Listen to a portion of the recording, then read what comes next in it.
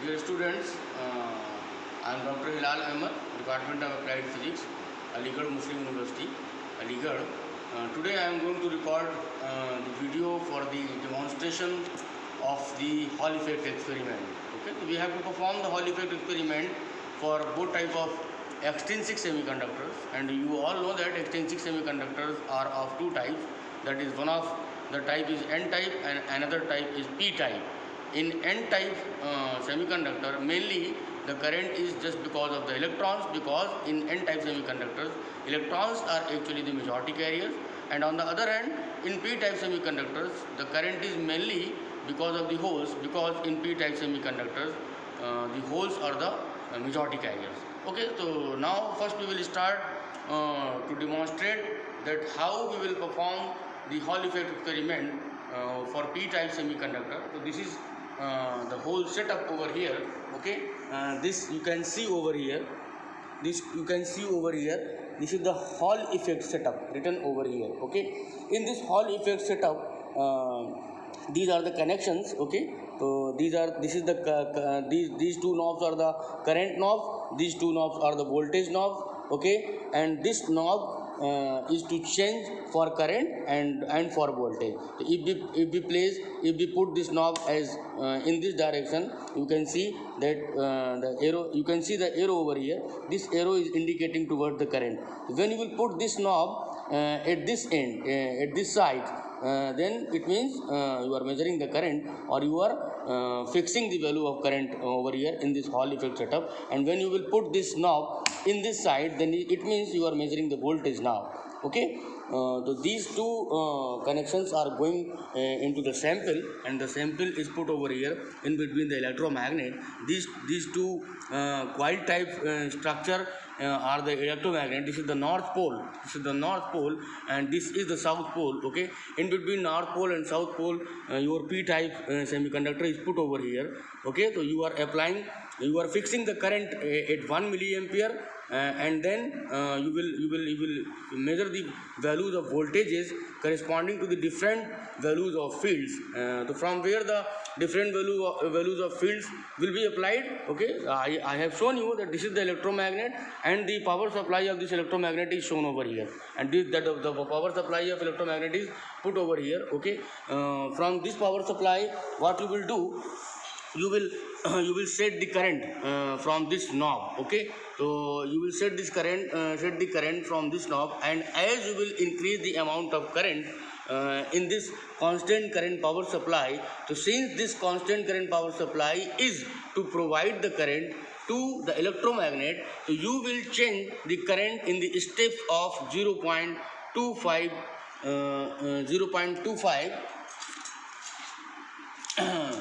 ampere. Okay, so you will change the current in this constant current power supply in the steps of 0.25 ampere, and you can see over here these are the values. Okay, so this is IEM, in bracket ampere is written. So IEM stands for the electromagnetic current. Okay, so you will go in steps of 0.25 ampere. So first you will apply the 0.25 ampere, then you will apply 0.5 ampere, then you will apply 0.75 ampere, then you will apply 1 ampere, and in this way, okay, you will go up to 3.5 ampere, and corresponding to each and every value of electromagnetic current, you have the value of magnetic field associated, that is given in Gauss. Okay, and the magnetic field is represented by Bz over here. So corresponding to 0.25 ampere, the magnetic field, this is measured by the Gauss meter, and directly it is written over here. So you have not to measure this magnetic field associated with the current every time.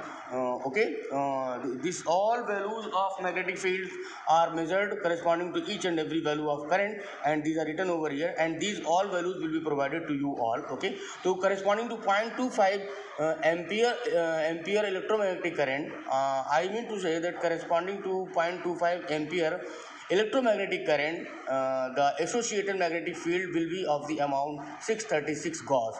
In the same way, corresponding to 0.5 ampere of electromagnetic current, the associated magnetic field will be 1070 Gauss. Okay, in this way, corresponding to 3.5 ampere of electromagnetic current, you will have the value of associated magnetic field as 6310 Gauss. Okay, so now Now corresponding to this field, for these all values of fields, you have to measure the voltage. You have to measure the voltage over here, and you will fix the value of current. You will fix the value of current. This is what type of current? Ix equals to 1 milliampere. This is the current of your p-type semiconductor sample. You fix the value of current as 1 milliampere in the p-type semiconductor sample, and then corresponding to these values of magnetic field, or you can say corresponding to these values of electromagnetic current, you are measuring over here in this column the value of Hall voltage corresponding to Ix equal to 1 milliampere. When this column will be filled, I mean to say that when you will complete the measured values of Hall voltage corresponding to Ix equal to 1 milliampere and corresponding to all these electromagnetic current, you will complete this column. Then you will set the value of semiconductor sample as Ix equal to 2 milliampere. So first you have to take first set of readings for the Hall voltage for Ix equal to 1 milliampere. Another set of Hall voltage you have to take for Ix equal to 2 milliampere. Similarly, when you will measure this Hall voltage will be in millivolt. Ix you will set in milliampere.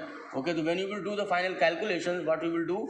When you will do the final calculation, what you will do? You have to change all the units, all the parameters in the proper units, so that your result may not be very much different. Okay.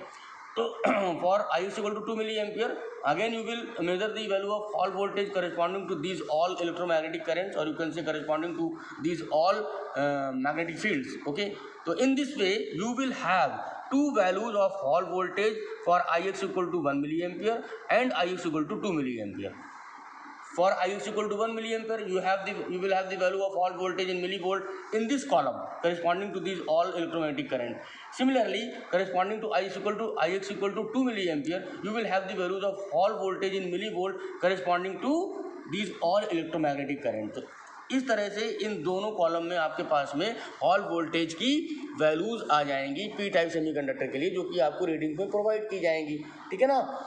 तो ultimately आपको करना क्या है? आपको करना ये है कि आपको जो है वो VH और BZ के बीच में एक ग्राफ प्लॉट करना है. You will have to take the value of BZ on x axis and you will have to take the values of Hall voltage on y axis. Okay, तो चूंकि आपके पास VH की हॉल वोल्टेज की दो values हैं. क्यों दो वैल्यूज़ हैं? एक बार आपने Ix इक्वल टू 1 मिलीएम्पियर पे करंट को फिक्स कर दिया. ये करंट किसका है? ये current P type semiconductor sample में फिक्स कर दिया है आपने. ठीक है. फिर आपने जो है जब ये सारी रीडिंग कंप्लीट हो गई तब आपने जो है करंट को Ix equal to 2 milliampere fix कर दिया और फिर से आपने हॉल वोल्टेज की वैल्यू मेजर कर ली. तो आपके पास दो हॉल वोल्टेज की वैल्यूज़ हैं. इसलिए जब आप VH वर्सेस BZ मतलब hall voltage versus magnetic field का ग्राफ बनाएंगे तो क्या होगा कि आपके पास में दो स्ट्रेट लाइन मिलेंगी जो कि ओरिजिन से पास होंगी. उन दोनों स्ट्रेट लाइंस की आप स्लोप निकाल दीजिएगा. स्लोप निकालने के बाद में क्या होगा, उस पर्टिकुलर स्लोप का इस्तेमाल एक फार्मूले में होगा. तो उस फार्मूले में जब स्लोप की वैल्यूज रखोगे, दो लाइन्स हैं तो दो स्लोप आएंगी. दोनों स्लोप की वैल्यूज को इस्तेमाल करोगे तो आपके पास दो जो हैं वो हॉल कोफिशिएंट की वैल्यूज आएंगी. तो ये तो पूरा सेटअप था. मैं आपको थोड़ा सा ये बताना भूल गया कि ऑब्जेक्ट मुझे सबसे पहले बताना चाहिए था. तो ये जो ऑब्जेक्ट था इस एक्सपेरिमेंट का वो क्या था? To determine Hall coefficient RH and majority carrier concentration for N and P type semi conducting samples. ठीक है. तो हॉल इफेक्ट तो सभी लोगों को पढ़ाई दिया गया होगा. मिड सेम एग्जाम सबका हो चुका है कि हॉल इफेक्ट क्या होता है, उसमें हॉल कोफिशिएंट कैसे निकालते हैं. ठीक है. तो हॉल कोफिशिएंट जो यहाँ हम निकालेंगे, बेसिकली हमारा हॉल कोफिशिएंट क्या होता है? 1/NE होता है for N type semi conductor. ठीक है. और 1/QP हो जाएगा for P type semi conductor theoretically. लेकिन एक्सपेरिमेंटली अगर हमें हॉल इफेक्ट की वैल्यू फाइंड आउट करनी है तो हमें हॉल वोल्टेज चाहिए होगा, सैंपल थिकनेस चाहिए होगी, मैग्नेटिक फील्ड की वैल्यू चाहिए होगी और सैंपल करंट, जो सैंपल के अंदर हम करंट फ्लो करा रहे हैं. ठीक है ना. तो दो तरह की करंट फ्लो करा रहे हैं. एक बार 1 मिलीएम्पियर अमाउंट की करंट फ्लो करा रहे हैं, दूसरी बार 2 मिलीएम्पियर अमाउंट की करंट फ्लो करा रहे हैं. और उस 1 मिलीएम्पियर के लिए जो है वो हॉल वोल्टेजेस की वैल्यू मेजर कर रहे हैं हम corresponding to the electromagnetic currents. Electromagnetic current को हम वेरी करते जा रहे हैं 0.25, 0.5, 0.75 की स्टेप्स में, मतलब 0.25 की स्टेप में हम इलेक्ट्रोमैग्नेटिक करंट को वेरी कराते जा रहे हैं. उसके करस्पॉन्डिंग जो हॉल वोल्टेज की वैल्यू मिलती जा रही है वो हम जो है नोट डाउन करते जा रहे हैं. तो यहाँ पे आपको हॉल कोफिशिएंट की वैल्यू फाइंड आउट करनी है और मेजॉरिटी कैरियर कंसंट्रेशन निकालना है एन टाइप और पी टाइप सेमीकंडक्टर के लिए। आप जानते हैं एन टाइप सेमीकंडक्टर के लिए मेजॉरिटी कैरियर जो होते हैं वो इलेक्ट्रॉन्स होते हैं, पी टाइप के लिए जो मेजॉरिटी कैरियर्स होते हैं वो होल्स होते हैं। इसका मतलब एन टाइप के लिए आपको इलेक्ट्रॉन कंसंट्रेशन फाइंड आउट करनी है और पी टाइप सेमीकंडक्टिंग सैंपल के लिए आपको होल कंसंट्रेशन फाइंड आउट करनी है। अप्पैरेटस यूज इसमें क्या क्या है, हॉल इफेक्ट सेटअप मैं आपको पहले ही दिखा चुका हूँ। सैंपल होल्डर देखिए ये है आपका, ये देखिए ये आपका सैंपल होल्डर है, ये वुडन एक लकड़ी का बना हुआ स्टैंड है, उसमें आपका सैंपल अटैच हो। ये सैंपल आपका इलेक्ट्रोमैग्नेटिक बीच में, इलेक्ट्रोमैग्नेट से बिल्कुल बीच में रखा हुआ, नॉर्थ पोल और साउथ पोल के बीच में, जहाँ मेरी ये फिंगर इशारा कर रही है, ठीक है ना। तो इस तरह से फिर अगला यहाँ पे जो है वो गॉस मीटर है। तो गॉस मीटर तो हम यहाँ पे यूज़ नहीं करते हैं क्योंकि हमारे पास सारी वैल्यूज़ ऑलरेडी अवेलेबल है, मतलब corresponding to each value of electromagnetic current we have the corresponding value of magnetic field. Power supply आपके पास में है ही ये पावर सप्लाई आपकी जो है वो ये वाली पावर सप्लाई आपकी जो है वो इलेक्ट्रोमैग्नेट के लिए है। इस पावर सप्लाई से हम इलेक्ट्रोमैग्नेट में करंट फ्लो कराते हैं तो मैग्नेटिक फील्ड मिलती है हमको corresponding to each value of current, ठीक है। और उसके बाद में पावर सप्लाई टू इलेक्ट्रोमैग्नेट लिखा हुआ है, हाँ ठीक है। Constant current source end voltage and current measurement, ये वाला आपका कांस्टेंट करंट सोर्स है, इसको हम हॉल इफेक्ट सेटअप भी कह रहे हैं। यहाँ से हम जो है एक बार करंट की वैल्यू को फिक्स करके और फिर डिफरेंट हॉल वोल्टेजेस की वैल्यू मेजर करते हैं। तो डिफरेंट हॉल वोल्टेज की वैल्यू कैसे आती हैं, वो जो हॉल वोल्टेज की वैल्यू डिफरेंट आती हैं वो आती हैं corresponding to the electromagnetic current, okay.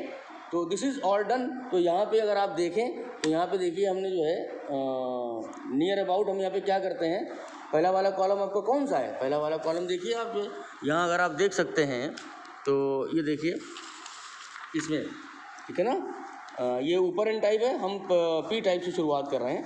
तो ये नीचे वाली टेबल देखिए आप जो, ठीक है, इसमें आपका जो है देखिए यहाँ पे एक बात ध्यान देने वाली है कि पी टाइप में जो है वो आपकी जो वैल्यूज़ हैं मैग्नेटिक फील्ड की corresponding to electromagnetic current IEM वो एन टाइप से डिफरेंट है। यहाँ देखिए 0.25 की करस्पॉन्डिंग 636 है गॉस, ठीक है ना, यहाँ 0.25 की करस्पॉन्डिंग 288 है। तो ये पी टाइप के लिए है। तो पी टाइप की जो मैग्नेटिक फील्ड की वैल्यूज़ हैं corresponding to electromagnetic current they are different from the N type, okay. और यहाँ 3.5 के लिए देखिए 2880 है, ठीक है ना, यहाँ 3.5 के लिए 6310 है, ठीक है। तो इस तरह से मतलब एन टाइप की जो मैग्नेटिक फील्ड की वैल्यूज़ हैं फॉर द इलेक्ट्रोमैग्नेटिक करंट वो ज़्यादा हैं in comparison to P type, ठीक है। तो अब यहाँ पे हमने जो है 1 मिली एम्पियर को यहाँ पे अगर हम सेट कर दें तो ये जो चीज़ है वो बहुत ज़्यादा फ्लक्चुएट करती है, इसको बहुत केयरफुली जो सेट करना पड़ता है 1 मिली एम्पियर। देखिए आप कंटिन्यूसली फ्लक्चुएट कर रही है। तो यहाँ पे हम क्या करेंगे, ये देखिए हमने यहाँ पे इस नॉब को जो है वो करंट की तरफ लगा दिया है, ठीक है। अब करंट की तरफ लगाने के बाद इस जगह से यही नॉब जो है, ये जो नॉब है वो करंट के लिए काम करेगी, वोल्टेज के लिए काम करेगी, ठीक है। अगर आप इस नॉब को करंट की तरफ लगा दोगे तो ये इससे करंट एडजस्ट हो जाएगा। अगर इस नॉब को आप वोल्टेज की तरफ लगा दोगे तो इसी नॉब से वोल्टेज एडजस्ट हो जाएगा, ठीक है ना, इस नॉब से। तो यहाँ पे हमने करंट की तरफ लगाया, उसके बाद में इस नॉब से हम जो है वो हम अपना वोल्टेज जो है सेटअप कर करंट 1 मिली एम्पियर फिक्स कर देंगे। करंट 1 मिली एम्पियर फिक्स करने के बाद में फिर इसको हम वोल्टेज की तरफ लगा देंगे। अब ये वोल्टेज की वैल्यू आ जाएगी आपके पास यहाँ, ठीक है। तो आपको पढ़ाया गया होगा कि पी टाइप के लिए जो हॉल वोल्टेज होता है पॉजिटिव होता है, एन टाइप के लिए हॉल वोल्टेज की वैल्यू नेगेटिव आती है, ठीक है। तो यहाँ पे जो है वो हॉल वोल्टेज की वैल्यूज आती चली जाएंगी Ix = 1 मिली एम्पियर के लिए, और डिफरेंट हॉल वोल्टेज की वैल्यू आएंगी corresponding to all the electromagnetic currents, ठीक है। तो हमारे पास इलेक्ट्रोमैग्नेटिक करंट की जो है वो टोटल 14 वैल्यूज़ हैं पी टाइप के लिए और 14 वैल्यूज़ हैं एन टाइप के लिए। तो 14 वैल्यूज़ आपकी हॉल वोल्टेज के लिए आएंगी जब आपने Ix = 1 मिली एम्पियर फिक्स कर दिया है। फिर इसी तरह से हॉल वोल्टेज की वैल्यूज़ का दूसरा सेट आएगा आपका, जो कि 14 वैल्यूज़ होंगी जब आपने सैम्पल करंट 2 मिली एम्पियर फिक्स कर दिया है। तो ये तमाम रीडिंग्स आपको प्रोवाइड की जाएंगी। फाइनली अल्टीमेटली आपको क्या करना होगा, आपको जो है वो VH और BZ को आपको यानी मैग्नेटिक फील्ड को आपको एक्स एक्सिस के अलॉन्ग प्लॉट करना होगा और हॉल वोल्टेज को आपको वाई एक्सिस के अलॉन्ग प्लॉट करना होगा। सिर्फ ग्राफ प्लॉट करना होगा आपको, और उसमें आपको 2 लाइन्स मिलेंगी। 2 लाइन्स क्यों मिलेंगी, क्योंकि आपके पास में जो है वो 2 सेट हैं हॉल वोल्टेज की वैल्यूज़ के। उन दोनों लाइन की स्लोप निकाल देंगे। उसके बाद स्लोप निकालने के बाद में आप क्या करोगे, ये देखो ये कैलकुलेशंस हैं, ठीक है ना। देखो पहले सबसे पहले फॉर्मूला देख लो कि हॉल वोल्टेज यहाँ एक्सपेरिमेंटली कैसे निकालना है। For a semi conducting sample Hall coefficient कैसे निकालना है। Hall coefficient is given by RH equal to T into VH upon IX into BZ। तो T is the sample thickness that is known, ठीक है, और IX is the sample current that is also known. हम IX को 1 milli ampere एक बार fix कर रहे हैं, एक बार 2 मिली एम्पियर फिक्स कर रहे हैं। VH अपॉन BZ ये आपको स्लोप की वैल्यू देगा। तो ये VH अपॉन BZ, इसी के बीच में आपको VH और BZ के बीच में ही आपको ग्राफ प्लॉट करना है। तो देखो यहाँ सिम्बॉलिकली ग्राफ को दिखाया भी गया है, ठीक है। ये देखिए छोटा सा एक ग्राफ दिखाया गया, थोड़ा सा करीब एक छोटा सा ग्राफ दिखाया गया। मैं आपको भी अच्छा सा ग्राफ बना के दिखाऊंगा जो है, ठीक है ना, मैंने बनाया हुआ आपके लिए। तो ये एक वाई एक्सिस के अलॉन्ग देखो VH हॉल वोल्टेज दिया गया है, एक्स एक्सिस के अलॉन्ग आपका जो है BZ यानी कि मैग्नेटिक फील्ड ली गई है। मैंने आपको पहले ही बोला है, फिर से बोल रहा हूँ कि आपको जो है वो जब फाइनल कैलकुलेशन करना है तो तमाम पैरामीटर्स को जो प्रॉपर यूनिट्स में जो है रखना है। जैसे कि मिली वोल्ट में वोल्टेज है तो उसको वोल्ट में कन्वर्ट कर देना है, मिली एम्पियर में सैंपल करंट है एम्पियर में कन्वर्ट कर देना है, मैग्नेटिक फील्ड गॉस में टेस्ला में कन्वर्ट कर लेना है। तो 1 टेस्ला इक्वल टू 10 की पावर 4 गॉस होता है, तो 1 गॉस इक्वल टू 10⁻⁻4 टेस्ला हो जाएगा। ये तमाम बातों का ध्यान रखना है, तब आपको फाइनल कैलकुलेशंस करनी है, ठीक है। और जो देखो ओरिजिन से पास होती हुई एक लाइन मिली है आपको, तो सिंबॉलिक है, ठीक है। इसी तरह की एक लाइन और मिलेगी क्योंकि आपको VH हॉल वोल्टेज की वैल्यूज के 2 सेट हैं, ठीक है। तो यहाँ से जो है आपका ये स्लोप निकल जाएगा। देखो ये स्लोप निकाला गया है, ये वाली वर्टिकल लाइन और ये हॉरिजॉन्टल लाइन खींच दी गई है। इसी तरह से स्लोप निकालते हैं delta Y upon delta X करके, ठीक है। तो इस तरह से आपकी स्लोप निकल जाएगी, ठीक है। तो अब ये आपका कैलकुलेशन देखिए यहाँ पे करेंगे हम, कैलकुलेशन करेंगे तो ग्राफ से तो हमें स्लोप मिल गई। स्लोप की वैल्यू क्या है, VH अपॉन BZ है, और बाकी आपका जो है T अपॉन IX है। T आपका नोन है, 0.5 mm है, 0.5 mm ये सैंपल की थिकनेस है। इसको भी आप जो है मीटर में कन्वर्ट कर लीजिएगा, क्योंकि आपको हॉल कोफिशिएंट की वैल्यू जो निकालनी है वो MKS यूनिट में या SI यूनिट में निकालनी है, और हॉल कोफिशिएंट की जो यूनिट होती है वो मीटर क्यूब पर कूलॉम्ब होती है, मीटर क्यूब पर कूलॉम्ब होती है। इसलिए सारी वैल्यूज़ को, जितने भी पैरामीटर्स हैं उन तमाम वैल्यूज़ को प्रॉपर यूनिट में कन्वर्ट करिए। हॉल वोल्टेज मिली वोल्ट में आ रहा है, वोल्टेज वोल्ट में कन्वर्ट कर लीजिए। Sample current IX milli ampere में आपने जो है फिक्स की है, उसको एम्पियर में कन्वर्ट कर लीजिए। और मैग्नेटिक फील्ड गॉस में है, उसको टेस्ला में कन्वर्ट कर लीजिए, ठीक है। और आपकी सैंपल थिकनेस मिलीमीटर में दी हुई है, उसको मीटर में कन्वर्ट कर लीजिए। तो सैंपल थिकनेस आपकी 0.5 mm है, 0.5 मिलीमीटर है। तो स्लोप ग्राफ से मिल गई, और T और IX की वैल्यूज नोन है। तो यहाँ सारी वैल्यू जो आप पुट कर देंगे तो you will get the value of Hall coefficient, ठीक है। तो चूंकि ग्राफ में आपके पास में 2 लाइन्स आ रही हैं, now I am showing you कि ग्राफ किस तरह से बनाना है। ये देखिए आप ग्राफ, ये मैंने अच्छा सा ग्राफ अलग से बनाया है आपके लिए, और मैं आपको थोड़ा सा पेन ले लेता हूँ यहाँ पे। ये देखिए, ये वाई एक्सिस के अलॉन्ग जो है वो हॉल वोल्टेज इन मिली वोल्ट प्लॉट किया गया। सुटेबल स्केल सपोज कीजिएगा कि इतने मिली वोल्ट इक्वल्स टू इतने डिवीजन ऑन वाई एक्सिस, और इतने गॉस इक्वल्स टू इतने डिवीजन ऑन एक्स एक्सिस, ठीक है। तो इस तरह जब आप सुटेबल स्केल सपोज करेंगे तो VH और BZ के बीच में आपका जो प्लॉट आएगा, मैं बार बार बोल रहा हूँ कि आपके पास हॉल वोल्टेज की वैल्यूज़ के 2 सेट हैं। एक सेट 1 मिली एम्पियर सैंपल करंट के लिए, एक सेट 2 मिली एम्पियर सैंपल करंट के लिए, ठीक है। तो मान लीजिए आपका ये जो है, ये वाला आपका ये वाली जो लाइन है जहाँ मैं अभी पेन चला रहा हूँ, ये लाइन आपकी corresponding to IX equal to 1 milli ampere. IX क्या है, सैंपल करंट है, तो सैंपल में आप करंट भेज रहे हो। IX equal to 1 milli ampere है। ये वाली लाइन आपको जो मिली है वो IX equal to 2 milli ampere के करस्पॉन्डिंग मिली है। तो इस लाइन की स्लोप निकालेंगे, फिर इस लाइन की स्लोप निकालेंगे। तो जाहिर सी बात है, जब आपके पास 2 स्लोप आएंगी तो 2 हॉल कोफिशिएंट की वैल्यूज भी आएंगी। उन दोनों वैल्यूज का जब आप मीन ले लेंगे तो आपके पास एक final value of Hall coefficient आ जाएगी for the P type semiconductor, ठीक है। तो इस लाइन की स्लोप देखो ये निकाली गई है, ये पॉइंट एक ले लिया हमने एक, और फिर उसके बाद में एक पॉइंट यहाँ ले लिया, ठीक है। और इन दोनों पॉइंट को इस तरह से मिला दिया, ठीक है। अब इन दोनों पॉइंट को यहाँ हमने एक्स एक्सिस में मिलाया आके, तो इस पॉइंट पे एक आपको मैग्नेटिक फील्ड की वैल्यू मिलेगी। जब यहाँ कट करेगी तो एक पॉइंट पे, इस पॉइंट पे आपको दूसरी मैग्नेटिक फील्ड की वैल्यू मिलेगी, तो BZ2 माइनस BZ1, ठीक है। इसी तरीके से इस पॉइंट को जब आप वाई एक्सिस से मिलाओगे जाके तो यहाँ कट कर रहा है, उसको हमने VH2 कह दिया, ठीक है, क्योंकि ऊपर की तरफ वैल्यू बढ़ रही है ना, इसलिए इसको VH2 कह दिया हमने। और फिर उसके बाद में हमने इस पॉइंट को, यानी कि इस पॉइंट को जाके वाई एक्सिस से मिलाया, तो यहाँ पे कट किया, जिसको हमने VH1 कह दिया।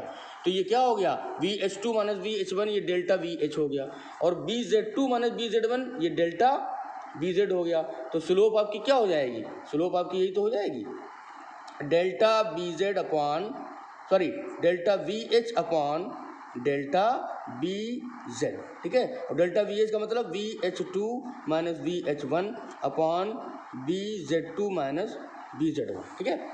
तो ये delta V H upon delta B Z की वैल्यू आप पहली लाइन के लिए निकालेंगे, जो भी स्लोप आएगी उसको आप उठा के इस फॉर्मूले में रख देंगे यहाँ, R H equal to slope into T upon I X. T known है आपको, T is the sample thickness 0.5 millimetre और आई एक्स 1 मिली एम्पियर है।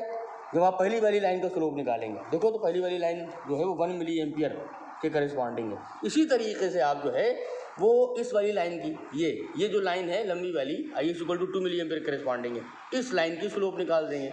तो एक पॉइंट यहाँ कंसिडर कर लिया आपने, एक पॉइंट यहाँ कंसिडर कर लिया, ठीक है। फिर इस पॉइंट को एक्स एक्सिस से मिलाया तो यहाँ कट किया आके इसने, इस पॉइंट को एक्स एक्सिस से मिलाया तो इस पे कट किया आके इसने, ठीक है ना। इसी तरीके से फिर इस पॉइंट को जब वाई एक्सिस से मिलाया तो यहाँ यहाँ पे कट किया, इसको हमने वी एच टू सपोज कर लिया। फिर इसी तरीके से जब इस पॉइंट को वाई एक्सिस से मिलाया तो इसने यहाँ जो है कट किया वाई एक्सिस को, इसको हमने वी एच वन मान लिया।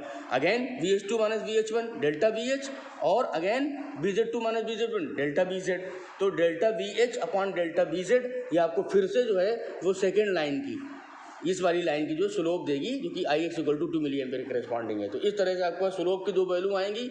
तो जब स्लोप की दो वैल्यूज़ को आप अलग अलग इस फार्मूले में इस्तेमाल करोगे, पहली वाली स्लोप को इस्तेमाल करोगे तो आपके पास एक हॉल कोफिशिएंट की वैल्यू निकल के आएगी, जिसको आप आर एच वन कह सकते हैं। दूसरी वाली ठीक है, दूसरी वाली आपकी जब जो है स्लोप की वैल्यू आप फाइंड आउट करेंगे, तो जब यहाँ पुट करेंगे तो आपको पास एक और हॉल कोफिशिएंट की वैल्यू आएगी, उसको आप आर एच टू कह दीजिए, ठीक है। तो जो आर एच की फाइनल वैल्यू निकलेगी, हॉल कोफिशिएंट की जो फाइनल वैल्यू निकलेगी वो R H equal to R H one plus R H two upon two and equals to whatever जो भी आएगा वो आर एच की फाइनल वैल्यू आ जाएगी। तो इस तरीके से आपको हॉल कोफिशिएंट की वैल्यू निकालनी है। जब हॉल कोफिशिएंट की वैल्यू आ जाएगी तो आप बहुत सिंपली जो है वो ये वाला फार्मूला इस्तेमाल करके, ये वाला फार्मूला यूज़ करके जो है वो मेजॉरिटी कैरियर कंसंट्रेशन निकाल देंगे। चूँकि हम पी टाइप के लिए काम कर रहे हैं तो यहाँ मेजॉरिटी कैरियर कंसंट्रेशन होल होंगे, इसलिए इस वाले फार्मूले को यूज़ करेंगे जहाँ मैं अभी पेन चला रहा हूँ, P इक्वल्स टू 1/ERH, ठीक है। तो यहाँ E की जगह जो है आप स्मॉल p ले सकते हो, ठीक है ना। ई जो है वो क्या बता रहा है आपको, ई जो है इलेक्ट्रॉनिक चार्ज बता रहा है, ठीक है। तो इलेक्ट्रॉनिक चार्ज आपको मालूम है 1.6 मल्टीप्लाइड बाई 10⁻⁻19 कूलम, और आर एच की वैल्यू आप पहले ही फाइंड आउट कर चुके हो स्लोप वगैरह निकाल के। तो आर एच की वैल्यू यहाँ पुट कर देंगे, E equals to 1.6 multiplied by 10⁻⁻19 coulomb ले लेंगे। तो अल्टीमेटली आपके पास मेजॉरिटी कैरियर कंसंट्रेशन की वैल्यू आ जाएगी for the P type semiconductor, जो कि होल की कंसंट्रेशन होगी। In this way, we can perform and we can calculate the value of Hall coefficient and the value of majority carrier concentration for the p-type semiconductor. Or similarly, we can perform the experiment for the n-type semiconductor. बस n-type semiconductor के case में क्या होगा, आप जानते हैं कि hall voltage की और हॉल कोफिशिएंट दोनों की जो है वैल्यू जो होती है वो नेगेटिव होती हैं। तो जो आपको हॉल वोल्टेज मिलेगा, ठीक है ना, वो कैसा मिलेगा, नेगेटिव मिलेगा। किसके केस में, एन टाइप के केस में। देखो मैंने एन टाइप के केस में भी यहाँ पे जो ग्राफ बना के दिखाया है, ये नीचे वाली लाइन जो दिख रही है ना, तो नीचे ना बस इस तरह से, हाँ नीचे वाली लाइन देखो दिख रही है, यहाँ पेन चला रहा हूँ, यहाँ देखो क्रॉस लगा हुआ, तो इस लाइन को आपको कंसीडर नहीं करना है, मैंने धोखे से बना दी थी, ठीक है। इसी तरीके से इस लाइन पे भी क्रॉस लगा हुआ है, इसको भी आपको कंसीडर नहीं करना है, ठीक है। जहाँ क्रॉस लगे हुए हैं उन लाइन को आपको कंसीडर नहीं करना है, वो बाई मिस्टेक बन गई थी, ठीक है। तो देखो यहाँ पे एन टाइप लिखा हुआ है, ये एन टाइप के लिए मैंने जो है यहाँ पे ग्राफ बनाया है वी एच और बी जेड के बीच में। वी एच मतलब hall voltage and magnetic field के बीच में। तो हॉल वोल्टेज आपका वाई एक्सिस से प्लॉट किया जा रहा है इन मिली वोल्ट, ठीक है। और आपकी ये जो है ये एक्स एक्सिस लिया है। तो हमने ऐसा ग्राफ क्यों बनाया, उल्टा ग्राफ क्यों बनाया, इसलिए बनाया है क्योंकि मैं बता रहा हूँ एन टाइप के लिए हॉल वोल्टेज की वैल्यू जो है वो निगेटिव आती है। तो आपने क्या किया, ओरिजिन को यहाँ सपोज कर लिया, यहाँ इस जगह जहाँ मैंने ओ लिखा है अभी, इसके नीचे जो वैल्यूज होंगी सारी की सारी निगेटिव में होंगी, ठीक है। तो वैल्यूज जो है वो मोर निगेटिव क्या होंगी, जब आप जो है इस पॉइंट से नीचे की तरफ चले जाओगे, मतलब यहाँ कम निगेटिव होगी, यहाँ और ज़्यादा निगेटिव होगी, यहाँ और ज़्यादा निगेटिव होगी, इस पॉइंट पे और निगेटिव, इस पॉइंट पे और निगेटिव और निगेटिव, मतलब मैग्नीट्यूड जो है वो ऊपर से नीचे की तरफ हॉल वोल्टेज का बढ़ेगा एंड मोर निगेटिव होगा, ठीक है। और ये आपका बीजेड जैसे था वैसे का वैसे ही रहेगा, बस पी टाइप से जो है वो एन टाइप के केस में मैग्नेटिक फील्ड की वैल्यू जो है वो अलग हो जाएंगी और ज़्यादा होंगी, पी टाइप के केस में मैग्नेटिक फील्ड की वैल्यूज कहाँ से आ रही थी? करस्पॉन्डिंग टू इलेक्ट्रोमैग्नेटिक करंट, ठीक है। तो पी टाइप के केस में वो वैल्यूज कम थी। एन टाइप के केस में जो है वो वैल्यूज जो होंगी वो अलग होंगी। मैग्नेटिक फील्ड की वैल्यूज एन टाइप के केस में अलग होंगी, और वो ये हैं, देखिए आपको मैंने दिखाई थी। एन टाइप की टेबल ये बनी हुई है, ये वाली। तो देखो यहाँ 0.25 एम्पियर के करस्पॉन्डिंग जो मैग्नेटिक फील्ड है वो 636 गॉस है। यहाँ 0.25 के करस्पॉन्डिंग पी टाइप के केस में जो मैग्नेटिक फील्ड है वो 288 गॉस है, ठीक है। तो एन टाइप के केस में जो है इलेक्ट्रोमैग्नेटिक करंट के करस्पॉन्डिंग जो मैग्नेटिक फील्ड की वैल्यूज हैं वो अलग अलग हैं, ठीक है ना, एन और पी टाइप के केस में। तो इस तरह से आप जो है यहाँ पे इस तरह से ग्राफ बनाइएगा, क्योंकि यहाँ पे जो हॉल वोल्टेज की वैल्यूज मिल रही हैं वो नेगेटिव मिल रही हैं। तो ओरिजिन आप यहाँ सपोज करेंगे, जहाँ मेरा पेन रखा हुआ है अभी, और नीचे की तरफ आप वैल्यूज को प्लॉट करते जाएंगे by assuming suitable scale. Suitable scale का मतलब इतने मिली वोल्ट नेगेटिव में, इतने milli volt in negative equals to इतने डिवीजन ऑन वाई एक्सिस, और इतने गॉस इक्वल्स टू इतने डिवीजन ऑन वाई एक्सिस। इस तरीके से आप जब स्केल सपोज करेंगे तो आपका जो ग्राफ आएगा वो इस तरीके से आएगा। तो जब आप पॉइंट लगाइएगा हॉल वोल्टेज और मैग्नेटिक फील्ड के करस्पॉन्डिंग, जब ग्राफ पेपर पे पॉइंट लगाइएगा तो क्या होगा, आपको एक लाइन ऐसे मिल जाएगी, एक लाइन ऐसे मिल जाएगी, ठीक है। तो चूंकि हॉल वोल्टेज की वैल्यू नेगेटिव है तो आपकी स्लोप जो है वो नेगेटिव होगी, इसलिए यहाँ पे जो है इस तरीके से वैल्यू है। देखो आप याद करिए उस टॉपिक को जहाँ पे temperature dependence of carrier concentration पढ़ा था आपने, तो वहाँ पे भी नेगेटिव स्लोप ही आ रही थी। इसी तरीके से यहाँ पे भी नेगेटिव स्लोप आ रही है, ठीक है ना। तो ये आपका जो है एक स्लोप यहाँ से निकाल देंगे, एक स्लोप यहाँ से निकाल देंगे। ये वाली लाइन आपकी suppose that for example I X equal to 1 milli ampere के लिए, आई एक्स आप जानते हो सैंपल करंट है। ये वाली लाइन आपकी जो है suppose that I X equal to 2 milli ampere के लिए, ठीक है ना। तो I X equal to 2 milli ampere is again the sample current, ठीक है। तो यहाँ पे अगर इसकी स्लोप निकालें इस वाली लाइन की, जहाँ मेरा अभी पेन रखा हुआ, तो मान लीजिए एक पॉइंट आपने ये कंसिडर किया, एक पॉइंट आपने ये कंसिडर किया, फिर इस पॉइंट को आपने वाई एक्सिस से मिलाया तो ये VH1 ये मिला आपको, फिर इस पॉइंट को आपने जब वाई एक्सिस से मिलाया तो VH2 आपको ये मिला, ठीक है ना, ये मिला VH2। देखो यहाँ लिखा हुआ है VH2, तो VH2 माइनस VH1 ये डेल्टा VH हो जाएगा। फिर इस तरह से इस पॉइंट को आपने यहाँ मिलाया, ऊपर मिलाएंगे ना, क्योंकि नीचे तो क्रॉस बना हुआ है, नीचे तो हम ले ही नहीं रहे हैं BZ तो यहाँ ले रहे हैं इस बार जो है, ठीक है। इस पॉइंट को यहाँ मिलाया तो BZ1 मिल गया। इस तरीके से इस पॉइंट को जब एक्स एक्सिस पे यहाँ मिलाया तो BZ2 मिल गया, तो BZ2 minus BZ1 upon equals to delta VZ। तो इस तरीके से delta VH upon delta VZ ये स्लोप, ठीक है, delta VH upon delta BZ equals to VH2 minus VH1 upon BZ2 minus BZ1। ये आपकी जो है स्लोप की वैल्यू मिल जाएगी दोनों लाइंस के लिए, मतलब I X equal to 1 milli ampere के लिए और I X equal to 2 milli ampere के लिए, दोनों लाइंस के लिए स्लोप मिल जाएंगी। तो जिस तरह से पी टाइप के केस में 2 स्लोप आई थी, एन टाइप के केस में भी 2 स्लोप आ रही हैं। तो जिस तरह से पी टाइप के केस में हॉल कोएफिशिएंट की 2 वैल्यूज आई थी बिकॉज ऑफ 2 स्लोप, तो इसी तरीके से एन टाइप के केस में भी हॉल कोएफिशिएंट की 2 वैल्यूज आएंगी, और वो फिर से आप इसी फार्मूले में पुट कर देंगे, ठीक है ना।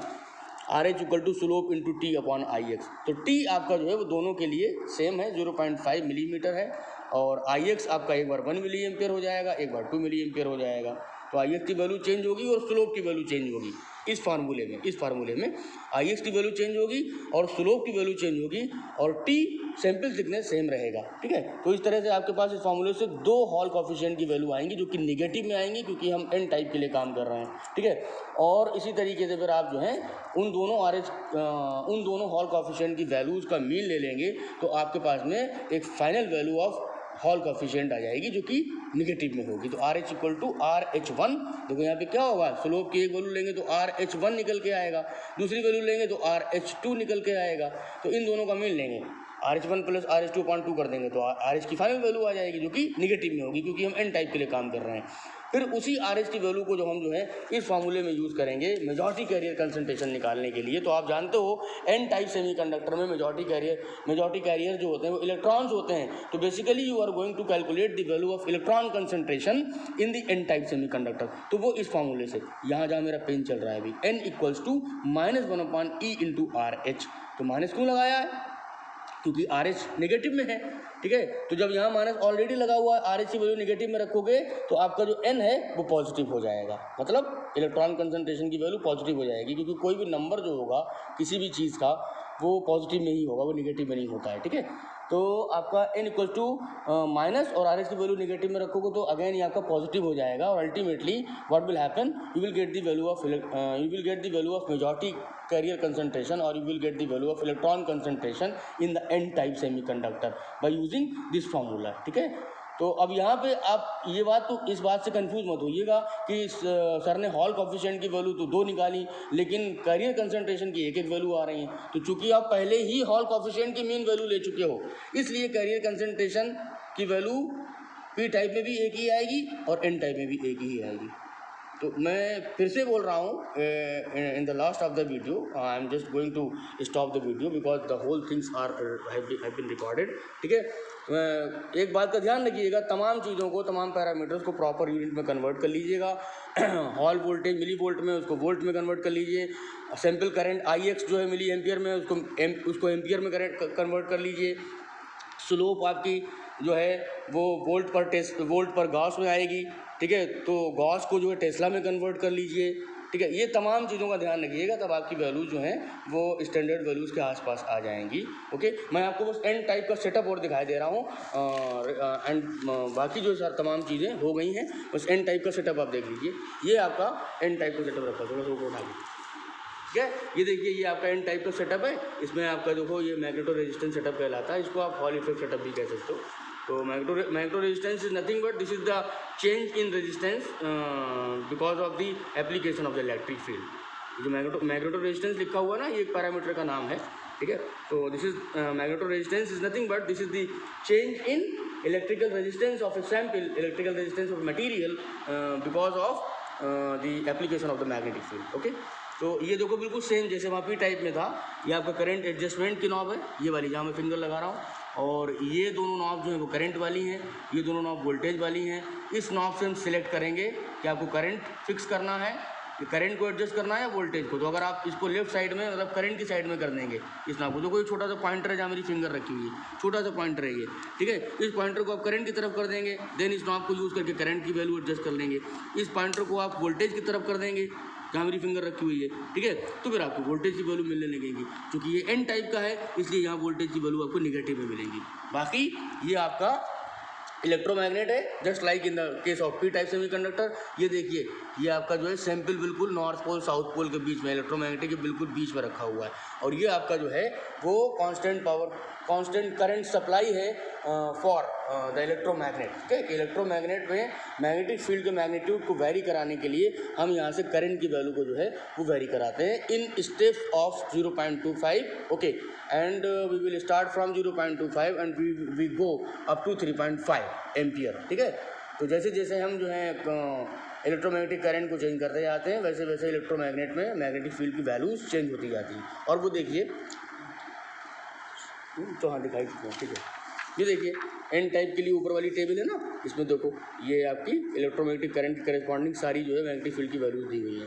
तो ये वैल्यूज़ भी आपको प्रोवाइड की जाएंगी।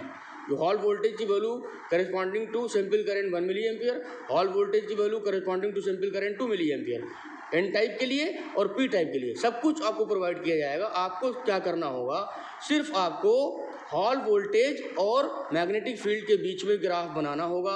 हॉल वोल्टेज को वाई एक्सिस के अलॉन्ग लेना है, मैग्नेटिक फील्ड को एक्स एक्सिस के अलॉन्ग लेना है। सारे पैरामीटर्स को प्रॉपर यूनिट में कन्वर्ट करके हॉल कोफिशिएंट और मेजॉरिटी कैरियर कंसंट्रेशन की वैल्यूज़ को फाइंड आउट करना है। Thank you so much for watching the video.